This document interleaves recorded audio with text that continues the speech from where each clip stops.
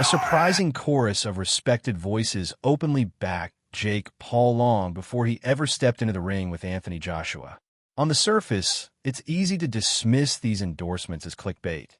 The Gypsy King backing an influencer, a legendary promoter predicting an upset, or a celebrated MMA figure suggesting the underdog could land the one shot that matters.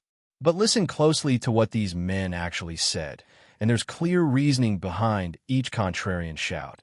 Faith in a puncher's power, respect for improvement in a non-traditional fighter, and recognition that at heavyweight, a single clean connection can rewrite odds and careers. Tyson Fury's prediction was the loudest and most headline-grabbing. He didn't hedge or joke.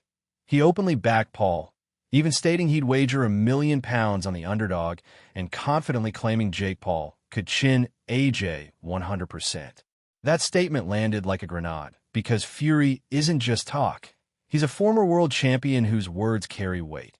When Fury said AJ was a spent force and Paul was on the rise, he did two things simultaneously. He challenged Joshua's trajectory and lent instant credibility to Paul's chances. Fans of heavyweight boxing heard Fury and recalculated the possibilities. Because in heavyweight boxing, confidence and belief often matter just as much as stats. Joshua using JakePaul as a tune-up to fight you. What are your thoughts on that? I don't know about tune-up. I think JakePaul knocks him out. Seriously? Yeah. Why so? What impresses you about JakePaul? I just think JakePaul would knock AJ out. I think AJ's a spent force, and I think JakePaul's on the rise. I like his new heavyweight. Oscar De La Hoya's perspectiva. Oscar De La Hoya's buisa carría a distinct level. A promoter with a fighter's instincts and decades of in-ring experience, he took to social media to make a bold prediction, a JakePaul knockout. For De La Hoya, this wasn't just clickbait. It reflected his recognition that Paul's trajectory extends beyond PR stunts. It's backed by measurable growth. While controversial to purists, Paul's record shows tangible results. When someone who has launched careers and assessed fighters for decades predicts an underdog knockout, it's based on real signs, legit power on tape, improved timing, and the confidence to land that one perfect punch. De La Hoya's call reads less like hype and more like a technical read from someone who's watched enough film to know when the improbable becomes possible. Outside perspectives, other respected combat sports figures echoed this sentiment. Demetrius Johnson, former UFC flyweight champion and master of timing and fight IQ, said Paul could land short, unusual punch capable of beating Joshua, citing Joshua's history of being caught by overhand rights. Johnson framed it not as tribal support, but as a technical possibility. Paul's unconventional angles and tendencies could exploit documented vulnerabilities. This isn't media stunt. It's a precise assessment that influences coaches and serious analysts alike. Cultural Observations' Rolando Romero approached it differently. Less technical, more cultural. He framed Paul's edge in terms of narrative, momentum, charisma, and the ability to generate opportunities. To Romero, Paul's presence in the ring signaled belief in himself, a kind of plot armor. While not a scientific metric, narrative can subtly tilt fights. Judges, crowd energy, and fighter psychology all respond to storylines. Paul's spectacle, Romero argued, could itself be a weapon. Even fighters outside the boxing world took notice. Nate Diaz, the combative everyman bridging MMA fandom and street credibility, publicly bet $20,000 on Paul. That's more than theater. It's social proof that the upset is plausible. Betting doesn't dictate outcomes, but signals confidence, and Diaz's wager raised the perceived probability of a Paul victory. Technical analysts, some voices were less about hype and more about practical strategy. Paulie Malignaggi, former pro and insightful analyst, outlined realistic paths for Paul to compete. He explained how movement, clinch tactics, and smart infighting could blunt Joshua's size advantage and create openings for a knockout. These breakdowns matter because they turn the underdog's chance from fantasy into a plan coaches could theoretically execute.